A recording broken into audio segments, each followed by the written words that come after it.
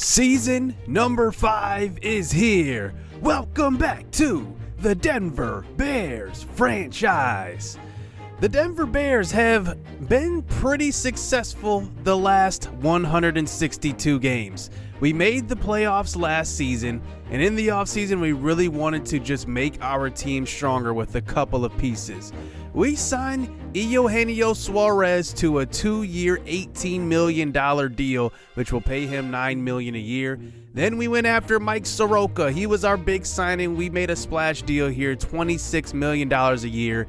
We have 2 pitchers now making over $26 a year, and Sereno makes $31. So he will add to our rotation and be hopefully a very good addition for us. Now in the spring, Benito Ozuna went nuts. He hit the ball spectacular for the Denver Bears, and he really did make a real impression on us as he went into spring with a battle for center field, because we know his center field deficiencies were very much showing in that wild card game where he made 2, I think, bonehead mistakes, and it kind of led to a couple of runs.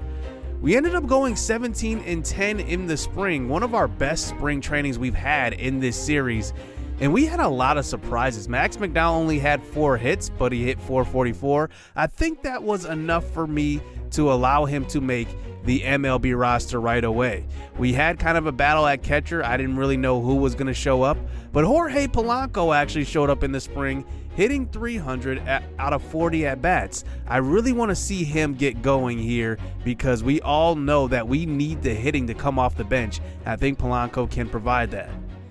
What about Brendan Rodgers? He is on the trade block. If we do get an offer from him, I hope it's good. We could be dealing him this season. I want to see him get an opportunity somewhere else, but it's got to be good.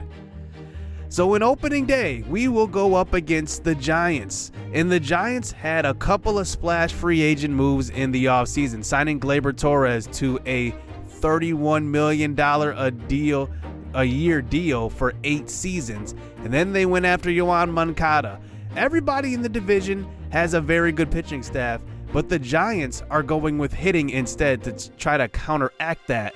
And then they also have the NL Rookie of the Year last year in Jamie Lease. He beat out Atlas Luntich for Rookie of the Year. Those 3 guys are the best 3 players on their team, in my opinion. Now, looking at our MLB roster, there are no real surprises except for a couple of young guys. Zion Storm made the MLB roster. I said I wanted to have him on the roster because I think he's ready right now. And then Justin Maxwell makes it, our top prospect, and Zach Veen also makes it. So 2 of our top prospects, at least 3 of our top prospects, they are actually all in the top 50 in MLB prospects in the major leagues. Even Zion Storm at age 26, he's ranked dead number 50. He will get the opening day roster nod as well. So here are the lineups here for both teams today. No surprises here for us. We'll pretty much go out with the same lineup as last year, except Max McDowell gets to start at catcher today since we are facing a lefty on the mound, Patrick Sandoval. And then for them, they have Gleyber Torres, Moncada, and Jamie Lease hitting 3, 4, 5. So we are on the road to start this season as Benito Ozuna leads us off after a very good spring training. Let's see if he can keep that going here as Sandoval gives him a pitch right over the middle of the plate, and he just barely misses that one. It's a fly ball to right field to start out this season.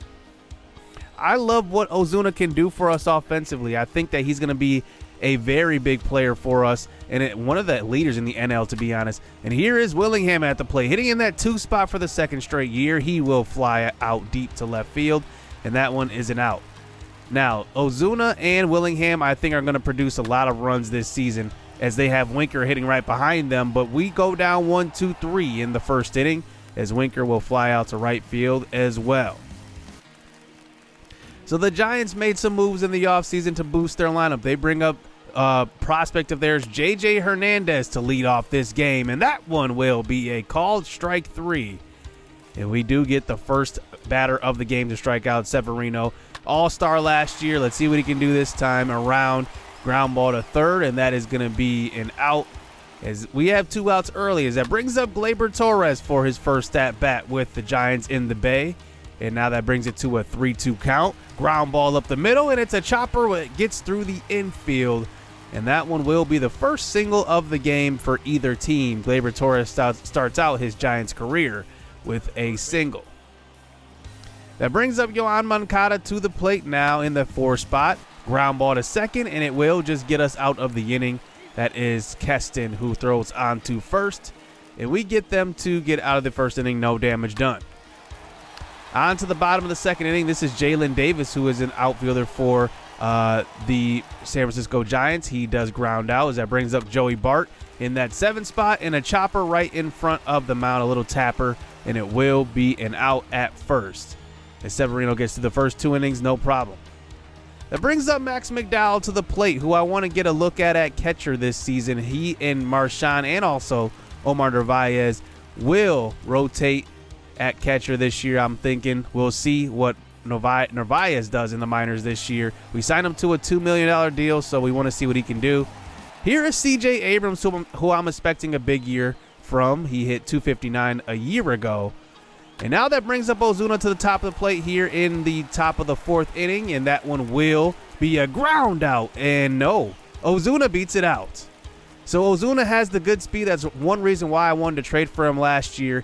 He can do some things at that leadoff spot. As that brings up Willingham to the plate. He hits one hard to the left center gap. That one should get all the way to the wall, and that one will score Ozuna, making it 1-0 here in the top of the 4th inning. And Sandoval gives up his first run of the evening.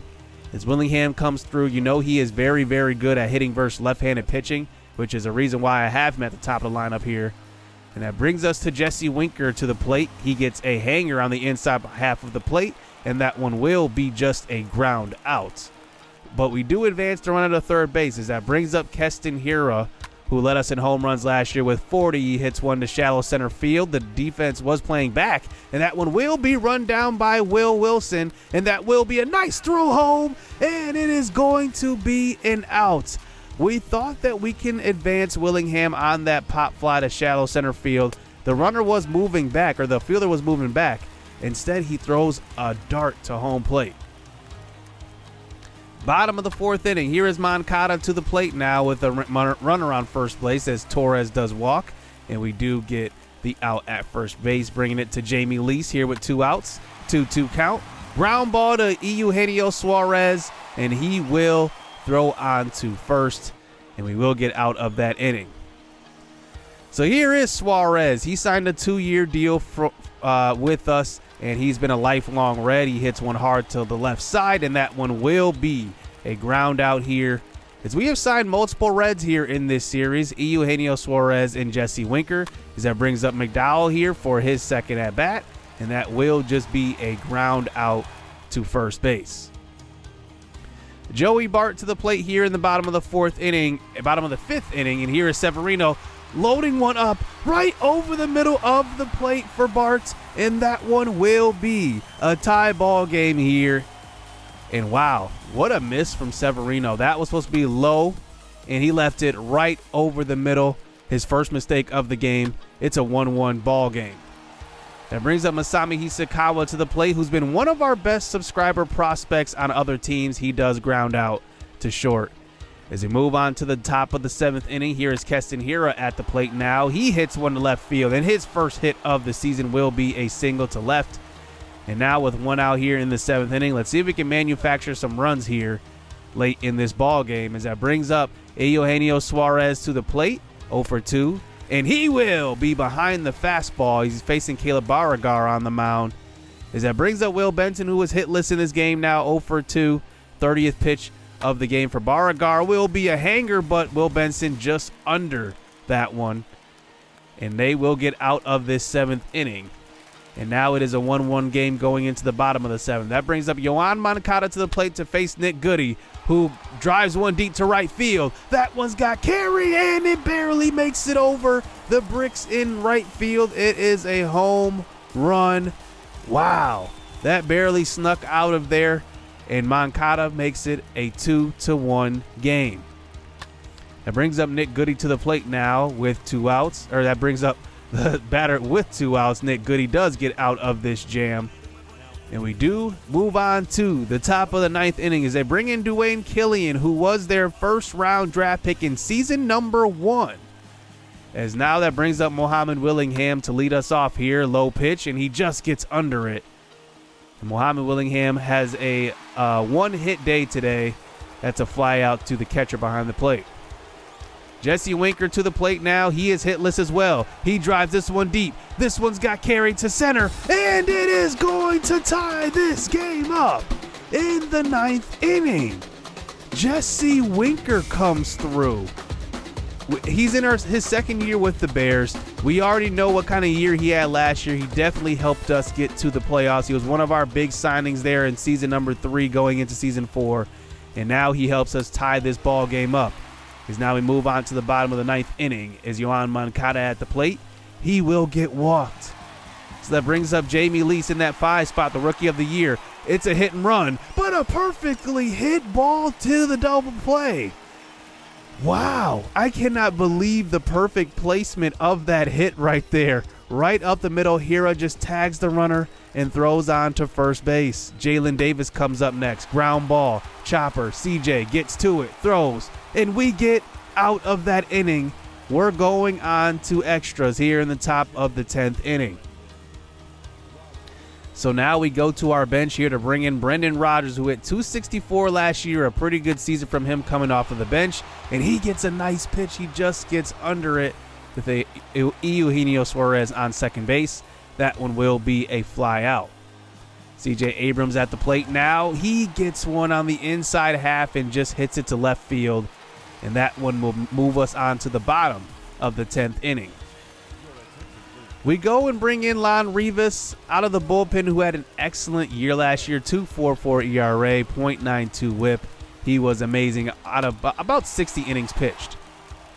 That brings up Blake Rutherford to the plate now, who has not gotten a hit today. And let's see what he does on a 1-2 count. Lon Rivas over the middle, and it's a hit down the left field line. It does bounce off of the chalk. Perfectly placed hit. And it's going to be a walk-off here for the Giants on opening day. Rutherford comes through for the Giants in extras, and a great way to start this season for the Giants. A 3-2 victory here off of that walk-off from Rutherford. And Lon Rivas just missed his spot on that one. And sometimes when you miss your spot, that's the things that happen. And we do lose opening day. But we do move on to the game number 2, and this one goes a whole lot differently. 17-1 in this game. Can you believe it? Look at the game from all of our hitters. Jesse Winker 3 for 6 with a home run. Keston Hira 5 for 6 with the home run and 2 RBIs. Will Benson hit a home run. He had 4 RBIs. And Rafael Marchand got the start today. He went 3 for 4 with 3 RBIs as well. Just an incredible game from the Bears in that bounce back in game 2 of this 4-game set. So we move on to game 3. Soroka got the win in the last game, as that brings in not Rafael Marchand. What am I saying here? That does bring in Ramel Coffer on the mound here, and he does get a 3-run cushion. And when you give Ramel Coffer a cushion, he is so good at pitching when he's ahead. And here Eugenio Suarez hits a home run as well. And we take the 5-run lead, and we go to the bullpen, bring in Lon Rivas. And Rivas struggles again. He gives up a 3-run homer to Gleyber Torres. And now we had to go to our closer here, Jordan Hicks. And we do get out of that game with a victory. Ramel Coffer, though, 7 2/3 innings pitched, 9 strikeouts, 2 walks, 2 earned runs. But he does get the win. And our top 3 pitchers right now are pitching pretty well. Atlas Luntich is next. How does he do? A shutout.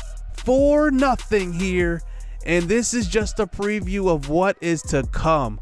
Our top 4 pitchers in our rotation are going to do spectacular. We could have the best pitching staff in the NL West statistically this year, as Atlas Luntich strikes out 8. He's not even a strikeout pitcher.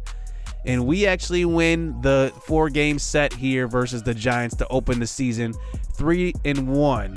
And now we move on to I believe it's a 4-game set versus the LA Dodgers, a team that we are chasing here in this series. Now they've won 3 of the 4 World Series in this series. Incredible. They are a dynasty. And now I think they're starting to move on to the next wave of players. But I don't know how good their minor league system is. So they really have to win this time around in this like block of years. Clayton Kershaw is 37 years old, still in the rotation, number 5. And we will see the debut of Justin Maxwell once again at the MLB level. First time as a full-time starter versus the Dodgers next episode. Hope you guys enjoyed opening day and opening day episode. Hit subscribe, hit that like button. Let me know what you guys think of this Bears team and what are your predictions as well. I didn't see many predictions, so stay tuned. Let's get it. Let's go. I like getting money, I got time to get it. Target on me, so my car's a tinted. Dancing with the devil, I don't bargain with it. Bobbing in the dash, and the stick is with it. And I hit the 4-5 on the west side. But I'm from the east side, this how we slide. This how we ride, yeah, this how we ride.